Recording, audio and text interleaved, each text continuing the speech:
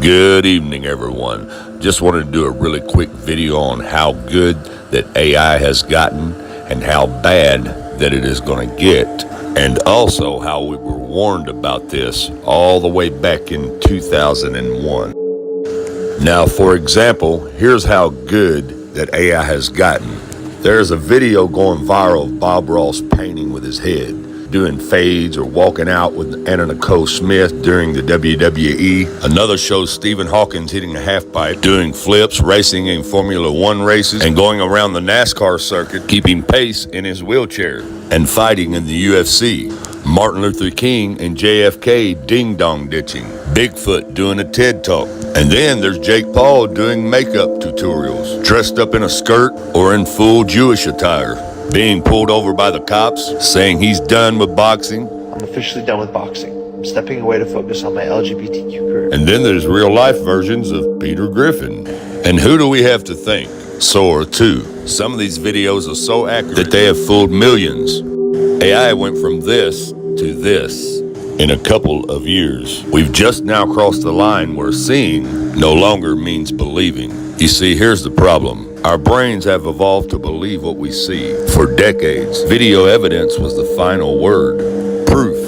Now proof is dead. If a fake plane crash can look real, what happens when these tools are used to generate convincing body cam footage, or security videos, or even historical archives? A world where anything can be faked means everything must be questioned. And that's not just a technical problem, that's a social one. Older generations are already struggling to tell what's real online. The next generation, they're growing up in a world where reality is negotiable. Imagine fake ads showing real celebrities endorsing products they've never touched. AI-generated press conferences, fake brand deals, or real videos being sold as fake to avoid justice. If anyone can make anyone say anything, every platform becomes a playground of illusion. Trust becomes near impossible. And don't get me wrong, these AI video tools are incredible. They can make anyone a movie director. But every technological leap has a cost. And this one's cost is certainty. Because now on every clip, every photo, every breaking story has to come with a question mark. We've officially entered a world where you can't even trust your own eyes. And that's not progress. That's power without proof. That can be abused, which means it likely will be. And the government knows this. That's why they always have this technology 20, 25 years before we do. Then they release it to the public.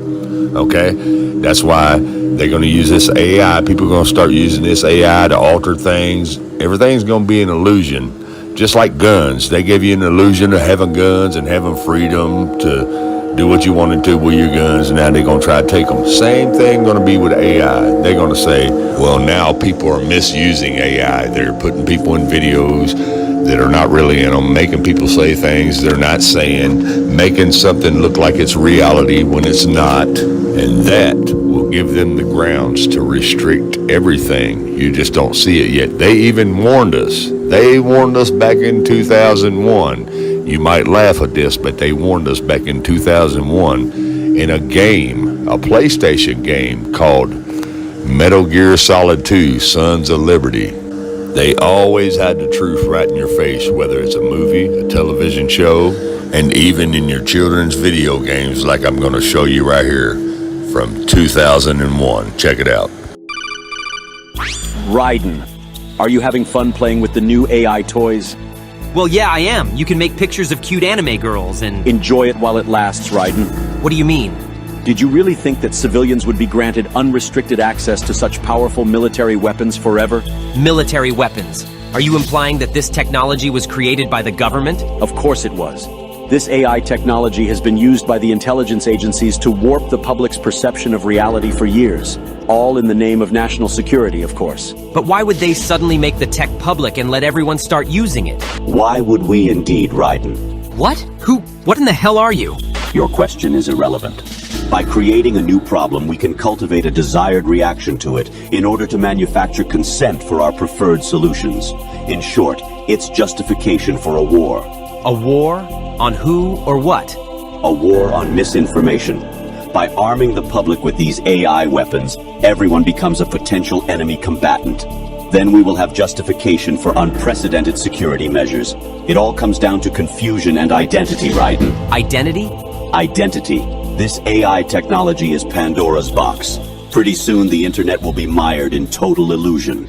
Perfect AI speech, audio, and video synthesis will drown out reality. Then AI bots will flood social media. No one will be able to tell the difference between interacting with an AI machine or a real human online. Even telephone calls will become totally untrustworthy. That is when we will present our solution. Mandatory digital identity verification for all humans at all times. The only way to ensure that you're dealing with a real flesh and blood human being and not an AI-generated mirage. But why? Total information control. For too long, the internet has acted as a double-edged sword. Its potential for anonymous user activity allows anyone at all to spread any thoughts, ideas, or information patterns that they please with impunity. State secrets, dangerous ideas, ludicrous conspiracy theories, misinformation, and disinformation. Until now, there has been no easy solution to this problem. Our digital identity platform will finally put an end to anonymity online. It will allow us to trace misinformation and other dangerous communications to its source and exact appropriate justice. That's crap! I won't go along with it, and others will resist. You won't have a choice, Raiden. Do you think your bank is willing to risk doing business with an artificial human instead of a real one? Our digital identity platform will be required not only to access web services, but to pay for your internet connection in the first place. You can't just censor the entire internet because of a new software technology. Who are you to define what's misinformation anyways? That sounds like something a misinformation terrorist would say. I know about the deep fakes you've been making of me, Raiden. What? No, I was just adjusting the AI settings and... Controlling the output of generative AI technology is simple.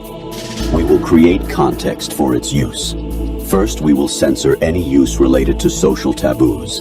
Then we will censor anything else that we desire. If anyone complains, we will accuse them of wanting to engage in or promote social taboos. That's what it means to create context. We will corral the use of AI by making appeals to bias, ethics, and copyright laws.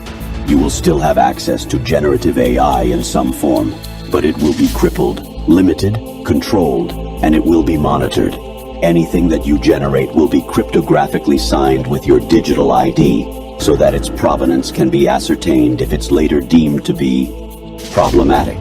What gives you the right to control what people can do with their computers? The public at large will give us that right, because they will be desperate for a solution to the problem we created. They will eagerly give us the keys to the castle. Then, we alone will define what is fiction and what is reality, what is human and what is machine. After letting you get a brief taste of our power, we will reclaim our monopoly on misinformation and put an end to misuse of the internet once and for all. You won't get away with this. It is probable that we will. Now get back to work generating your precious AI waifus, Raiden, our beloved prompters. Enjoy yourselves. Now that's called the Hegelian dialectic, created by a man named Georg Hegel, who is part of the Illuminati, a German philosopher. Every war, every strategic event that's happened throughout our history goes by the same method. Step 1, create the problem. Step 2, control the reaction. Step 3, offer the solution. Now let me show you how that works. Georg Hegel was a German philosopher who came up with a basic system for achieving the goals of the Illuminati called the Hegelian dialectic. This system is based on 3 steps. In step 1, a rogue government will create the problem that harms or even kills its own citizens. This deception is known as a false flag attack. In step 2, a rogue government will control the reaction to the problem which it created by typically blaming it on an enemy or some aspect of its own society over which it seeks more control. This is why the term false flag attack is so named. In step 3, a rogue government will offer the solution to the problem which it created. This solution is typically a war or a system of regulations. The solution would usually not be accepted by the public had the rogue government not created the crisis and controlled the reaction to it in the first place. So we have problem, reaction, solution.